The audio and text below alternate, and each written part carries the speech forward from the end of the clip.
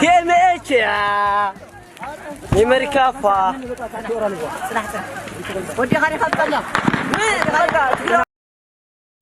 በዚሁ እለት ወደ 3 ተኩል አካባቢ ወታደራዊ አውሮፕላን ጭነት አየር ክልል ጥሶ ሉዓላዊነትን ጥሶ ገብቶ አንዳንድ ድጋፎች ሊያደርግ የመጣ አውሮፕላን ነው። ይሄ ደግሞ ሀገር ነው።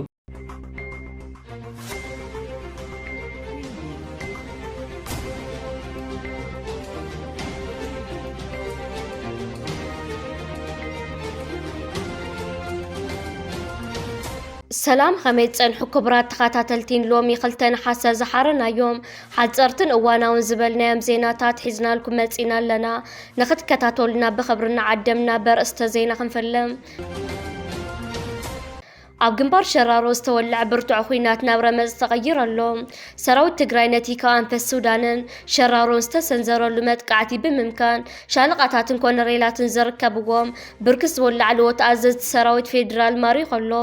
እቲ ከባቢ ብመድፍዕ 130 ኤምኤም 152 ኤምኤም ከምኡውን 155 ኤምኤም ይናወጽ ከም ዘሎን ስምምዕ ፕሪቶሪያ ኣፍ ደገ መቃብር ከም ዝበጽሕን ተገሊጹ ቀዳማይ ሚኒስትር አብይ አህመድ ንጀነራል ጻድቃን ገብረትንሳኤ ቁልፍ ሽመት ብምሃብ ናብ ዝለዓለ ወታደራዊ ስልጣን ደይብዎሎ ጀነራል ጻድቃን ምስ ጀነራል ሳሞራ ዩኑስ በሓባር ኮይኖም ንሰራዊት ኢትዮጵያ ይመርሑ ከም ዘለውን ኣብ ቀረባ ግዜ ናብ መቐለ ክንኣቱ ኢና ዝብል ዘስንብድ ቃል መሃቦምን ተፈሊጡ እቲ ቀንዲ ስትራቴጂካዊ ስራሕቲ ኣብ ኢድ ዞም ክልተ ገዳይም ጀነራላት ከም ዝወደቀ ይዝንገር ዘሎ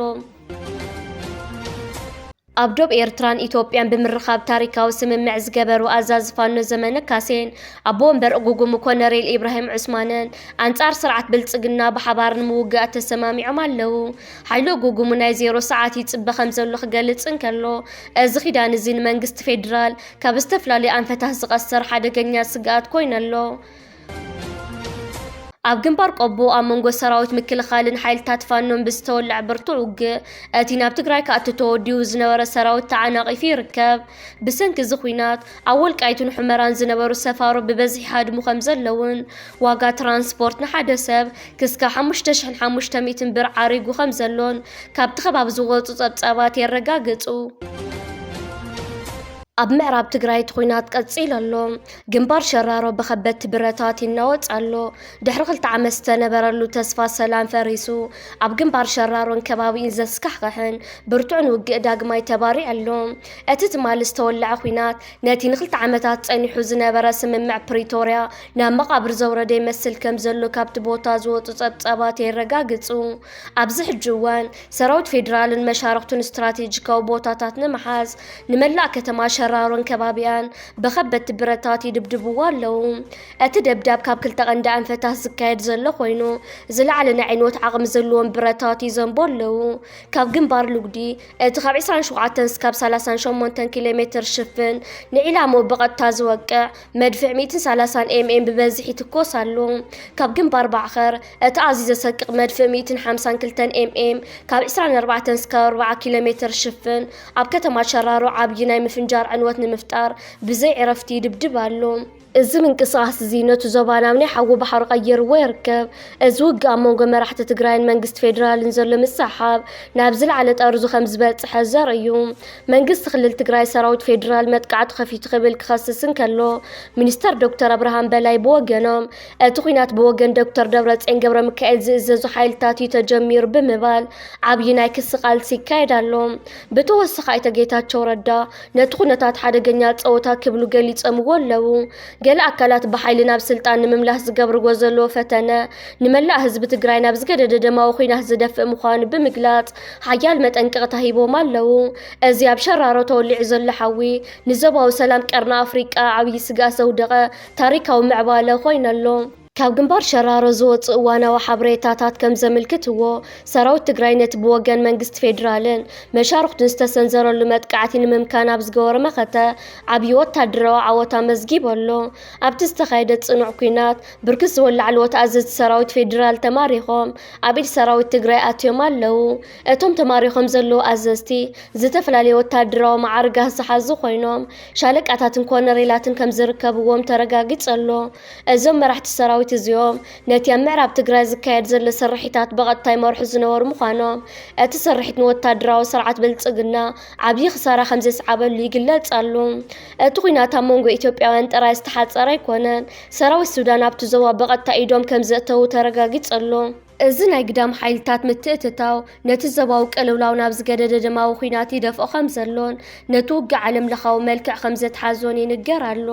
ብሰንኪ እዚ ተፈጢሩ ዘሎ ወታደራዊ ውጥረት ወታደራዊ ኮማንድ ሰራዊት ትግራይ ህፁፅ ኣኼባ ፀዊዕ ኣሎ።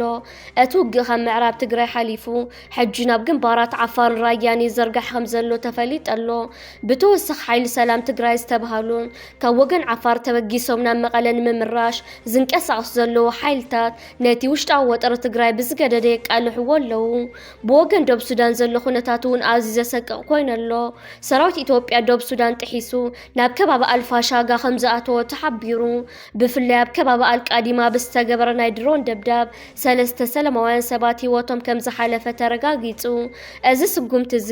ኣብ መንጎ ኢትዮጵያን ሱዳንን ዝነበረ ዲፕሎማሲያዊ ዝምድና ናብ ዝገደደ ወታደራዊ ግጭት ከምርሕ ከም ዝኽእል ይግመት። ኣብ ማእከል እዚ ዝተወልዐ ኩናት ሓድሽ ስትራቴጂካዊ ወታደራዊ ኪዳን ከም ዝተመስረተ ተፈሊጥ ኣሎ።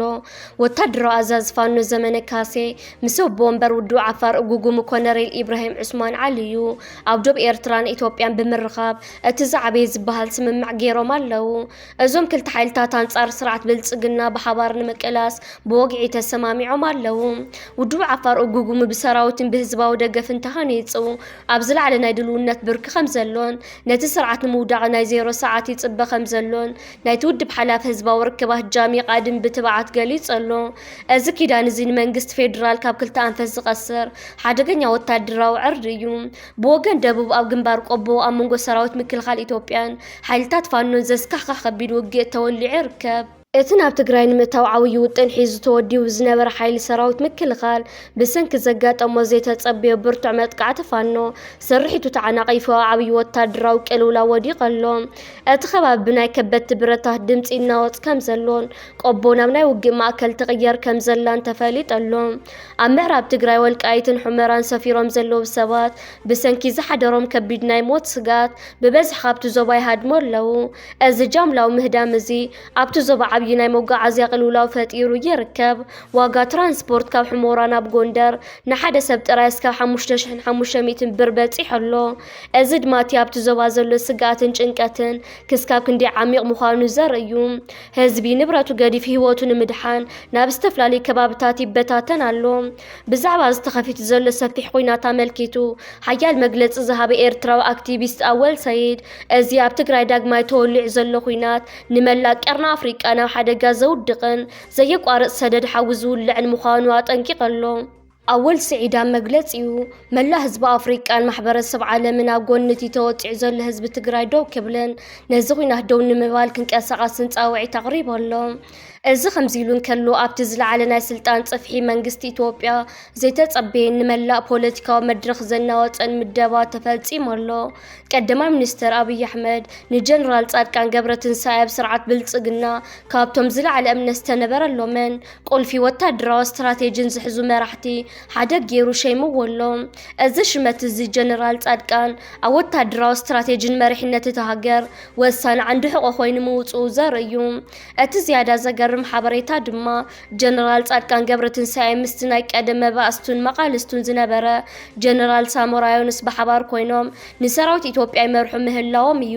أمون قخلتيوم جنرالات نوي حمتات أني حزنا برنا سلطان تلي وزي من رداء نقولني بمقداف حجاب تحت سرعة بلتصقنا حدا لبخوينو ميسارحو لو أزمس لزي أوشت سراوت فيدرال حد استراتيجيكا وحايل فاتيرو يركب من مقوى جنرال برهان جولا باسم نايتي سراوت لعلواي مرحة وهيلون تتسامي اتحق عنيا وتادرا واستراتيجي وقنا مزاز بقعات دبلوماسا وسرحيتات انجن أبي جنرال تادكانن جنرال ساموران كمزلو اتزينا يكالح برهان جولا كمثل تراي كران كلو اتوم قدايم جنرالات جن نتخيناتن بوليتيكان كاوشت يزور ولو جنرال تادكانا وتادرا وسرحت تطرح زي كوناس ابتزل على دبلوماسا ومدرخون مس مينستر جيديون تيموتيوس بحبار بمخاني نتفالو كان دعنا مازم انقصاص دما ابتقرا حدش ناي بوليتيكا سرعات نممصان امونغو تغارزلو وشطاو مسحاب نمنغست فيدرال بزت عمان قدين مقوصصارن يوم جنرال صادقان قبرتن سايب قربا غزي ابستغبر وتادراو مدرخ نملا تعذبتي زس دمم قال اسمعلو اب قربا غزينا مقلخنا اتينا بمبال جنرال صادقان مس ابي احمد ريدوان حسينن برهان جولان بمتحبارنا بلب تግራይ ንምእታው عبي وتادراو مدلاو يقبر كمزلو ارغاغيصلو از منقصاص زي نملا تግራይን ቀርና አፍሪቃና حدش ታሪካዊ ምዕራፍ ዘሰጋገር ኮይኑ ውጽኢቱ ግን ብዙሕ ዘስግ እዩ ካብ ግንባር ሸራሮስ ካብ ቆቦ ካብ ስምምዕ ፕሪቶሪያስ ካብ ሓድሽ ኪዳን ፋኖን እጉጉሞን ከምውን እትዘገርም ሽመት ጀነራል ጻድቃን መላ ዞባ ናብ ሕቆ ሓው ተቐሚጡ ይርከብ ዓብይ ኩናት ተባሪዕ ኣሎ ፖለቲካው ካርታታት ይቕየሩ ኣለዉ ህዝቢ ድማ ማእከል ዝኽሉ ውጥረት ኮይኑ ንጽዋሕ ብስግኣት ይጽበሎ